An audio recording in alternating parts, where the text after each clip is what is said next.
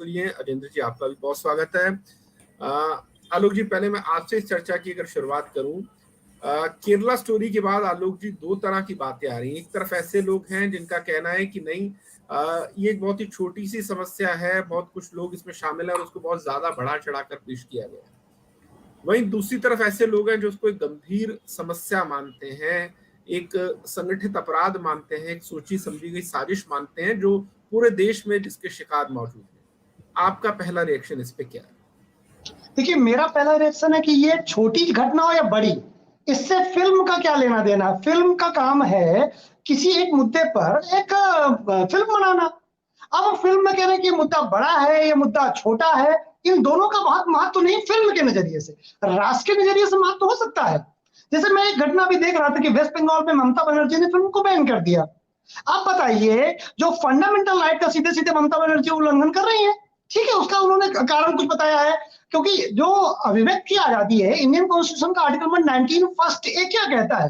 वाक और अभिव्यक्ति स्वतंत्रता, freedom of speech and expression. और फिल्में भी उसी फ्रीडम ऑफ स्पीच और एक्सप्रेशन में आती हैं। इस फिल्म के बारे में देखते देखते मुझे शोले फिल्म याद आ गई। शोले फिल्म में देखा जाता है कि जो गांव होता है जहां ठाकुर साहब रहते हैं, वहां लालटेन जलती है, लेकिन मस्जिद में नमाज अदा होती है। उसमें लाउड स्पीकर लगा होता है, और जो हीरो होता है गब्बर, सॉरी वो धर्मेंद्र, वो भगवान शिव के पीछे खड़ा होकर के भगवान का मजाक बनाता है। तो फिर वो भी तो अभिव्यक्ति आ जाती थी जहां हिंदुओं को मजाक बनाया जाता था। फिल्मों में आप देखिए, पंडित का मतलब है बेवकूफ। पंडित अगर बेवकूफ नहीं है तो पंडित नहीं है। ये दिखाया गया ना इस देश में, किसने रोका? कश्मीर फाइल फिल्म में 3 लड़की की कहानी है, या 32,000 की है या 50,000 की है। ये कहानी बहुत बड़ी घटना है या बहुत छोटी घटना है, ये मैटर बाद का है। जो विवाद आया इस फिल्म को लेकर के आया है। तो वो लोग कहाँ गए जो ऐसी फिल्में आती थी जहां ठाकुर होता था और गांव की गरीब महिला का बलात्कार करता था? क्या ऐसी फिल्में नहीं बनी? क्या सारे जमींदार बलात्कार करते थे? क्या वो घटनाएं बहुत बड़ी थी जिसपे फिल्में बनी? तो इसलिए मेरा मानना है, ये फिल्म बनाना एक कला है, आर्ट है। और उसमें उन्होंने जो तथ्य दिए हैं कि 3 लड़कियों की कहानी है, आईएसएस में जाती है, उनके साथ कन्वर्जन होता है, ये क्या जो 3 लड़कियों की कहानी उन्होंने दिखाया, क्या ये गलत है? ये तो सही है। बात आ रही कि 32,000 वाले मैटर में सही है गलत है। अब 32,000 नहीं, मान लिया 32 है, तो क्या ये फिल्म की प्रासंगिकता को, या जो फिल्म एक मुद्दे को उठाती है वो मुद्दा हल्का हो जाता है? अब आते हैं कि मुद्दा कितना गंभीर है। गंभीरता का उदाहरण बताता हूं। मैंने अभी पहले फिल्म के नजरिए से बताया, अब मैं बताता हूं गंभीरता। केरल के मुख्यमंत्री हैं, वो बीजेपी की भी नहीं है, वो लेफ्टिस्ट नहीं है, वो कम्युनिस्ट लीडर है। उन्होंने कहा कि अगर केरला को मैनेज नहीं किया जाता है तो यह इस्लामिक स्टेट की तरह कन्वर्ट हो जाएगा केरला। दूसरी बात है, ये हाई कोर्ट की बात करते हैं। हाई कोर्ट तो मानते हैं कि एक सही टिप्पणी करता है। हाई कोर्ट ने लफ्ज जिहाद को ऑर्गेनाइज तरीके से केरला में चल रहा है, उसको उन्होंने उद्धृत किया है। तो क्या हाई कोर्ट गलत है? केरल का चुना हुआ जो एक मुख्यमंत्री है जो कम्युनिस्ट है, वो गलत है? ये घटनाएं गलत हैं? सही ये है कि बहुत छोटी सी घटना है।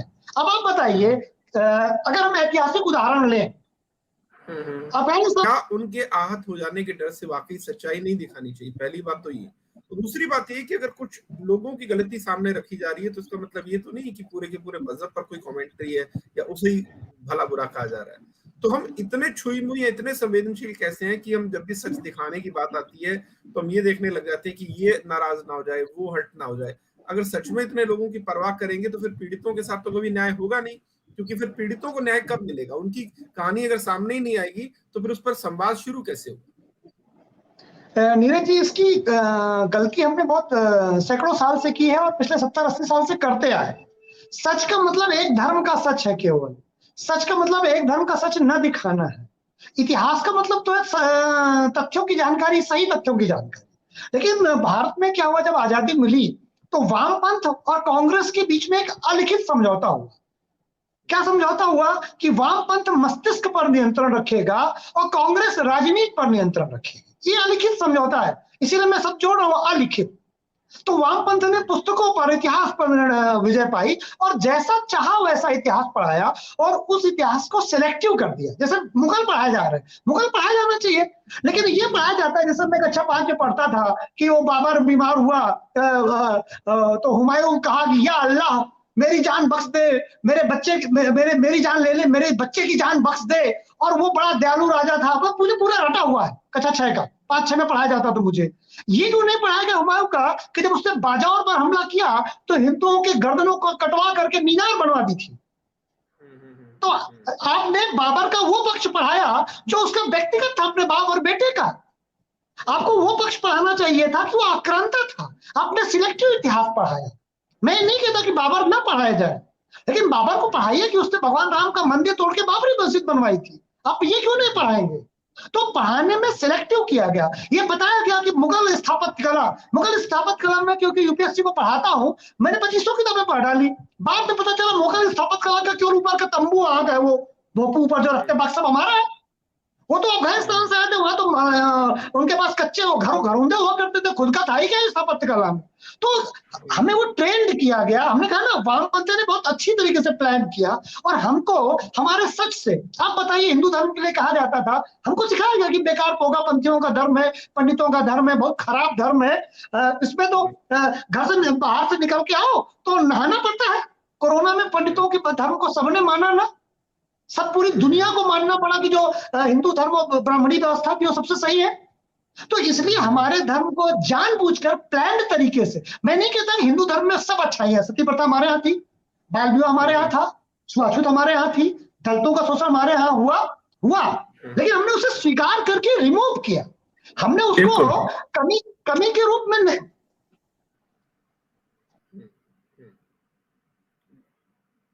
बिल्कुल। तो आलम, तो हम ये कह रहे हैं कि इसी तरह से इस्लाम की एक प्रॉब्लम है सर। प्रॉब्लम है कि इस्लाम कहता है हमारे पास सब अच्छा है, जबकि मनुष्य निर्मित कोई भी धर्म हो, जो धर्म है उसमें कमियां भी हैं, तो उसे रिमूव करना होगा, उसे रिफर्बिश करना होगा, उसे समय के अनुकूल में बदलना। कुरान अच्छी पुस्तक, उसमें कोई डाउट नहीं है, लेकिन क्या जो सामाजिक परंपराएं हैं वो भी अच्छी हैं। अगर कन्वर्जन हो रहा है, अगर कुरान में 24 आयतें विवादित भी हैं, तो उनके अनुसार अगर धरती चलाई जाएगी तो सर अनरेस्ट हो जाएगा धरती में।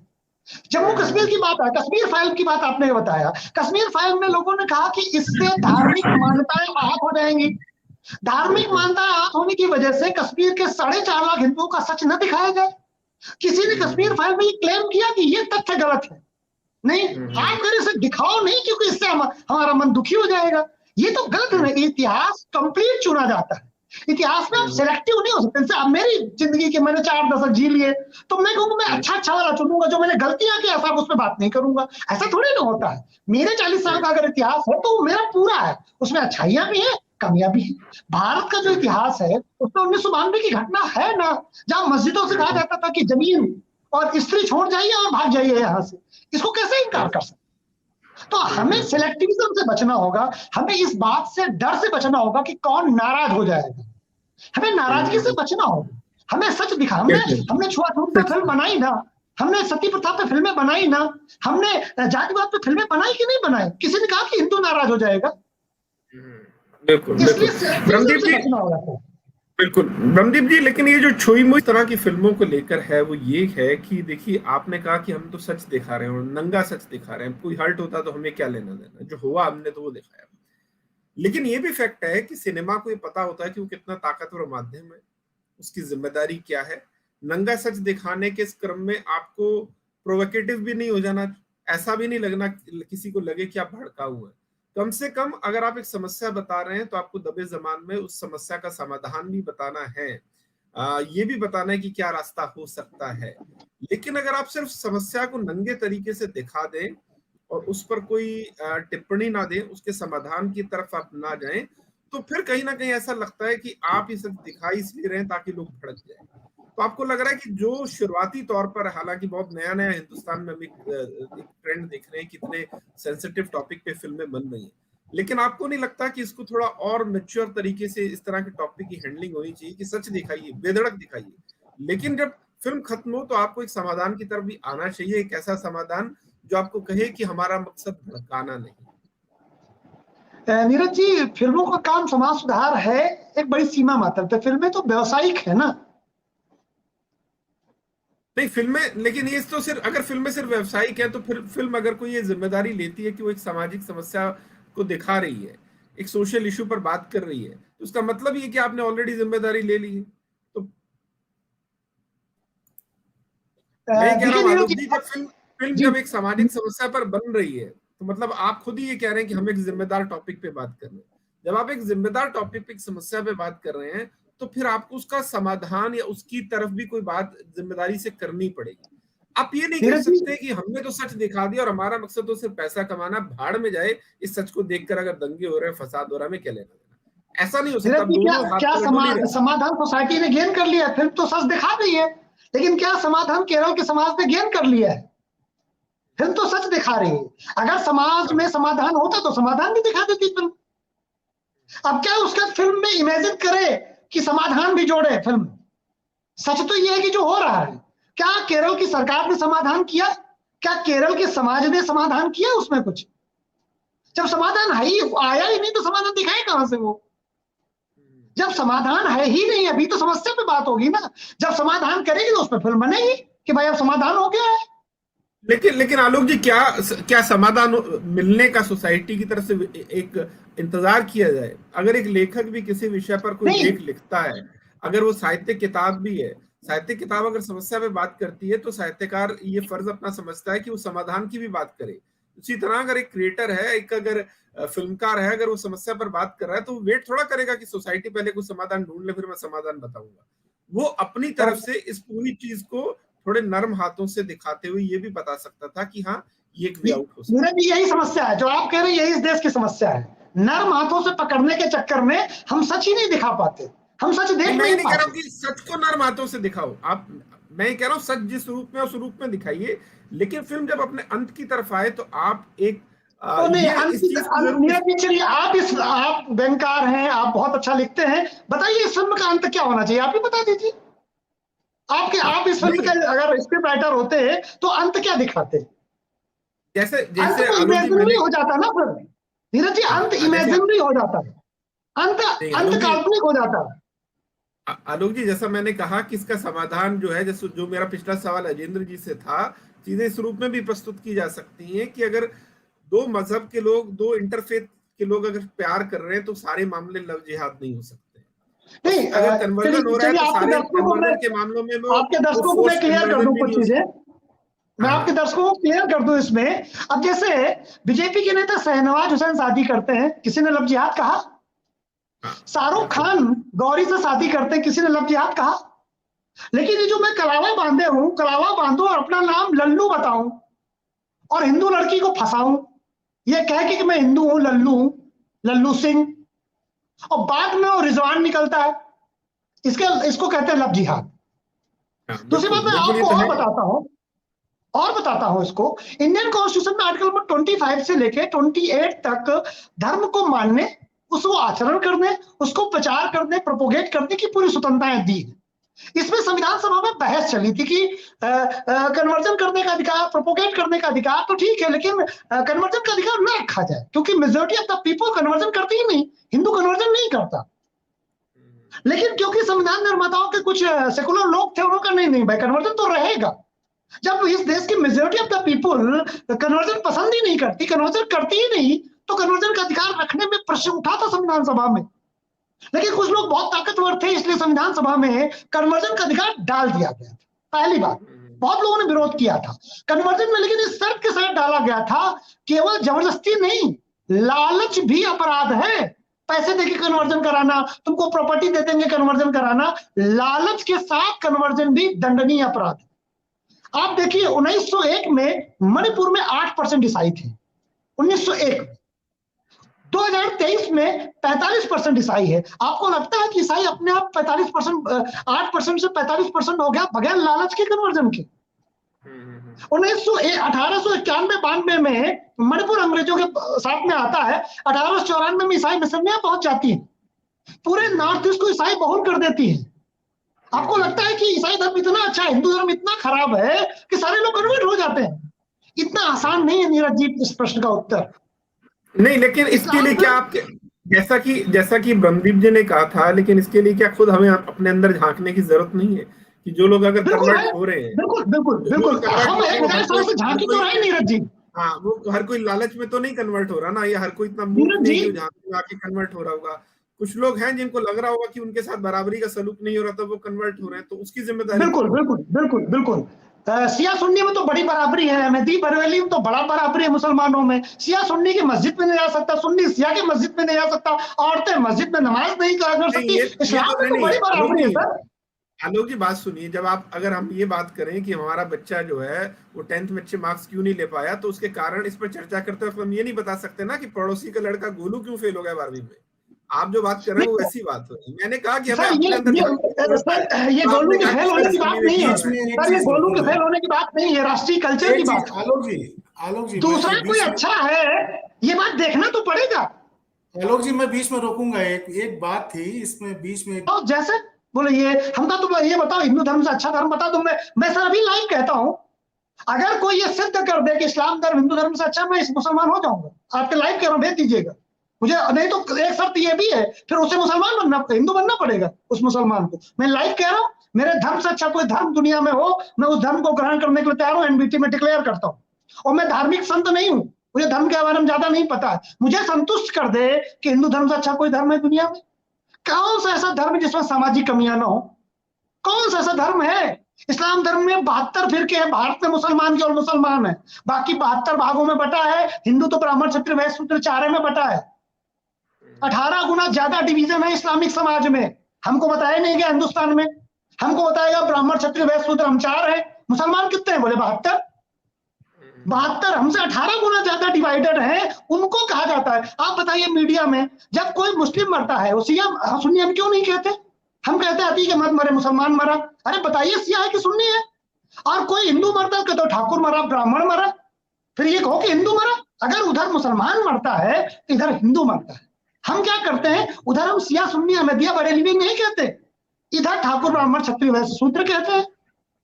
इधर सुन्नी के यहाँ सिया के यहाँ मस्जिद में नहीं जा सकता, यहाँ हम कहते हैं दलितों के साथ अत्याचार इसलिए कन्वर्जन है।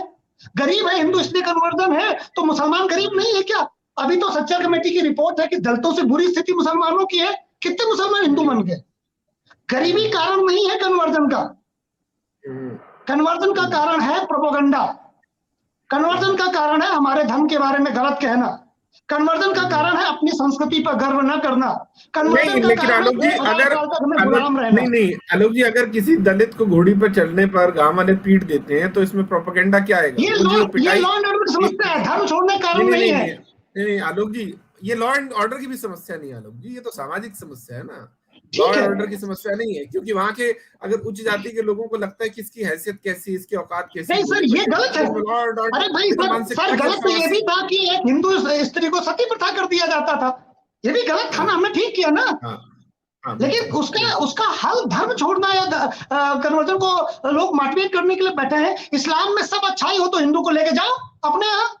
भारत का मुसलमान कहाँ है? वो तो दलित है, ओबीसी एसटी है। धर्म बदलने के बाद में भी आप वही रहते हैं, तो धर्म छोड़ने का मतलब? जो दलित मुस्लिम है वो मुस्लिम होता है, मतलब हिंदू दलित होता है, और मुसलमान बन के भी दलित रहता है, तो क्या मतलब वो धर्म बदलने का? आप बता दीजिए। मुसलमान दलित को मस्जिदों में क्या बराबर का प्रवेश है? आप जरा पता करिए कितना दलित मुसलमानों को बराबर का प्रवेश है मस्जिदों में। मुझे लग रहा है कि हम एक अनथीन डिस्कशन की तरफ जा रहे हैं, और अगर हम इस पे बात करने लगेंगे। नीरज जी बहुत ज्वलंत टॉपिक है, आपने बहुत अच्छा टॉपिक रखा। हमें बात ध्यान रखना होगा कि हम अगर देखिए नीरज जी, एक उदाहरण और बता दो समझ में आ जाएगा। एक हॉस्पिटल में हम एडमिट हुए, हमें लगा ये हॉस्पिटल ठीक नहीं है, तो क्या उससे हम घटिया वाले हॉस्पिटल में जाएंगे या उससे अच्छे वाले में जाएंगे? ये समाज को तय करना है। आलोक जी विषय मूवी का था मेरा ख्याल है, अगर हम उस पर कुछ चर्चा कर सकते। और मुझे लग रहा है कि देखिए दूसरी बात ये कि अगर हम रिलीजियस पर कोई कंपैरेटिव डिस्कशन करें तो उसके लिए कोई इस्लाम से या मुस्लिम स्कॉलर भी हो तो उसकी गैर हाजिरी में अगर नीरज जी हमने धर्म के कठोर चीजों पे गए नहीं, क्योंकि वो मेरा विषय नहीं है। मैंने सामान्य परंपरा की बातें बताई आपको, धार्मिक चिंतन नहीं किया मैंने इसमें। हाँ नहीं बिल्कुल, वैसे भी मैं कह रहा हूँ कि अगर हम देखिए वही बात है कि अगर जैसे निंदा को लेकर कहा जाता है कि गैर हाजिर की बुराई नहीं करनी चाहिए, तो अगर हम इस्लाम की या इस्लाम में मौजूद अगर कट्टरता अगर किसी को लगता है कि है, उसकी भी जिक्र कर रहे हैं, तो यहाँ पर कोई मुस्लिम स्कॉलर हो तो फिर ये चर्चा करते हैं। इसके लिए मुस्लिम स्कॉलर जरूरत नहीं है, तो वेल नोन सोसाइटी के फैक्ट है, इसमें स्कॉलर होने की जरूरत नहीं है। ये वेल नोन फैक्ट है, कोई डिनाई नहीं कर सकता है। लेकिन उस पार्टी की तरफ मेरा ख्याल है से ब्रह्मदीप जी कुछ कहना चाह रहे हैं। हाँ ब्रह्मदीप जी। आलोक जी, एक आखिरी सवाल आपसे, फिर हम चर्चा को खत्म करेंगे। अगर ब्रह्मदीप जी कुछ ऐड करना चाहे तो कर सकते हैं। सवाल ये कि इस फिल्म में अगर आपने देखा हो तो फिल्म के आखिर में एक लड़की जो है जिसको इस तरह से ट्रैप करने की कोशिश की जाती है और उसको बाद में पता लगता है कि हाँ उसे ट्रैप करने की कोशिश की जा रही है, वो लड़की आखिर में अपने पिता से सवाल करती है, हिंदू लड़की, कि आपने मुझे कभी अपने धर्म के बारे में जानकारी क्यों नहीं दी, बताया क्यों नहीं। ये सवाल मुझे लगा कि फिल्म देखने के बाद शायद फिल्म का सबसे जरूरी सवाल था। आपको लगता है कि अगर हिंदू लिबरल है उस मायने में जहां पर आज मॉडर्न हिंदू को लगता है कि मेरा बच्चा अच्छे से पढ़ जाए, अच्छी नौकरी कर ले, अच्छी जिंदगी जी ले, इतना भर काफी है, जब उसका दिल करे पूजा पाठ कर ले, दिवाली पर या किसी वार त्योहार पर सर झुका ले, इतना काफी है, लेकिन फिर भले उसको अपने धर्म की जानकारी ना हो। अगर बच्चे इतने कच्चे रहेंगे अपने धर्म के मामले में, उनको उनकी जानकारी नहीं होगी, तो इस तरह के कच्चे इंसान को तो कोई भी भ्रमित कर सकता है, उसे कोई भी तर्क में हरा सकता है, उसे कोई भी दबोच सकता है। तो आपको लगता है कि बतौर सोसाइटी ये एक फर्ज बनता है कि नहीं, आप अपने बच्चों को कम से कम अपने किसी भी रिलीजन की आप उसकी जानकारी दें। जानकारी देने का मतलब ये नहीं कि आप दूसरे को कमतर कहें, ये कहें कि हम ही बेस्ट हैं, लेकिन कम से कम अपने धर्म की जानकारी तो दें। इसमें सर दो लोगों की जरूरत है। देखिए, हमें सेकुलर राष्ट्र करके यही कहा गया ना पूरे 1976 के बाद, कि सेकुलर का मतलब है हिंदू धर्म को उल्टा सीधा कहना, हिंदू धर्म को खराब कहना। ये एक परंपरा है राजनीति। तो हिंदू धर्म के लिए हमें ऐसा पढ़ाया, ऐसा तैयारी किया गया है कि हिंदू धर्म में लाख कमियां हैं, हम 1000 साल से जान रहे हैं, आज भी हमको ये बताया जाता है। तो हम कहते हैं हम डॉक्टर बनेंगे, हम इंजीनियर बनेंगे, हिंदू धर्म तो कभी, हम खुद ही एक तरह से हीन भावना में रहते हैं। प्राउड आता है जब अपने धर्म के बारे में जानो, समझो, कुछ पढ़ो। तो जो हम है, हमारे पिता ने नहीं पढ़ा होगा, मान लो हम अपना एग्जांपल है, मेरे पिता ने तो पढ़ा है फॉर एग्जांपल, तो जब पापा ने नहीं पढ़ा, वो आईएएस बनना था, वो उनको इंजीनियर बनना था, तो बेटे क्या पढ़ाएंगे, बोले धक्का लगाओ, मैंने आगे पढ़ो। तो धर्म के बारे में कुछ पता नहीं। जैसे मैं गांधी को बहुत क्रिटिसाइज करता था, फिर मैंने गांधी को पढ़ा, तो मैंने 45 किताबें गांधी की पढ़ी, फिर मुझे लगा हम तो बेवकूफ थे, गांधी को बेवकूफ कह रहे थे कि खराब है। महात्मा गांधी से अच्छा तो दुनिया में कोई नहीं, मुझे तब समझ में आया जब मैंने उनको पढ़ा। तो इसी तरीके से जब मैंने हिंदू धर्म के बारे में थोड़ा पढ़ा, सत्याग्रह प्रकाश पढ़ा या और भी कुछ चीजें पढ़ी, तो मुझे लगा कि नहीं, जो हमारे धर्म में कमियां दिख रही है वो केवल सामाजिक रूप है। इस दुनिया को जीरो हमने दिया, हमारा धर्म कैसे खराब हो सकता है? इस दुनिया को गणित हमने दी, इस दुनिया को कपड़े हमने पहनाए, इस दुनिया को नगरीकरण हमने सिखाया, इस दुनिया को साइंस हमने दी, हमारा धर्म कैसे खराब हो सकता है? इतनी बात तो मोटी मोटी हमारे समझ में आनी चाहिए ना। लेकिन सरकारों से लेके और माता पिता तक सब जब हिंदू धर्म की आलोचना करेंगे तो इस तरह का एक माहौल बन गया पिछले 1000 साल। इसीलिए मैं बार बार 1000 साल कह रहा हूं कि 1000 साल से जब आप बुरा कहोगे, एक धर्म बुरा बुरा बुरा बुरा, तो उसके बाद समय लगेगा ना उसको ये कहने में कि धर्म ठीक है। इसमें माता पिता और माता प्रथम दोषी, पिता द्वितीय दोषी, घर तृतीय दोषी, समाज चतुर्थ दोषी और सरकार 5वें नंबर की दोषी। इसमें भारत की सरकार और राज्य की सरकार भी सब दोषी हैं, जो अपने धर्म के बारे में अच्छी बात नहीं बता पाते सोसाइटी में बुरा। तो उसके बाद समय, हमारे पिता ने नहीं पढ़ा होगा, मान लो, मोटी मोटी हमारे समझ में आनी चाहिए। माहौल बन गया पिछले 1000 साल। इसीलिए मैं बार बार 1000 साल कह रहा हूं कि 1000 साल से जब आप बुरा कहोगे, एक धर्म बुरा बुरा बुरा बुरा, तो उसके बाद समय लगेगा ना उसको ये कहने में कि धर्म ठीक है। इसमें माता पिता और माता प्रथम दोषी, पिता द्वितीय दोषी, घर तृतीय दोषी, समाज चतुर्थ दोषी और सरकार 5वें नंबर की दोषी। इसमें भारत की सरकार और राज्य की सरकार भी दोषी है। सब दोषी हैं जो अपने धर्म के बारे में अच्छी बात नहीं बता पाते सोसाइटी में। तो इसलिए माता पिता सबसे ज्यादा दोषी है। मैं मानता हूं कि उस लड़की, क्योंकि मेरी फिल्म देखने की हिम्मत ही नहीं हो रही। नीरज जी, मैं सच बताऊं, मेरे स्टूडेंट ने कहा सर वो बताया कुछ स्टोरी, बट मैं इस सच्चाई को फेस करने के लिए अपने को तैयार नहीं कर पाया। मैं कहा मैं नहीं देखूंगा फिल्म। कश्मीर फाइल में बहुत लास्ट में देखने गया, मुझे बहुत दुख होता है इस तरह का सच देख के, हिम्मत नहीं पड़ती उस सच देखने की। मुझे लगता मैंने ना देखूं भाई, आप छोड़ो, नहीं देखेंगे। बाद में मैं गया देखने, मैं जाऊंगा कभी देखने, लेकिन जिस तरह की वो सच्चाई निकल के आ रही नीरज जी, ईश्वर की कसम मेरी हिम्मत नहीं पड़ती उस सच को देखने की। सच यही है। बिल्कुल बिल्कुल बिल्कुल बिल्कुल। ब्रह्मदीप जी, एक आखिरी सवाल मेरा आपसे ये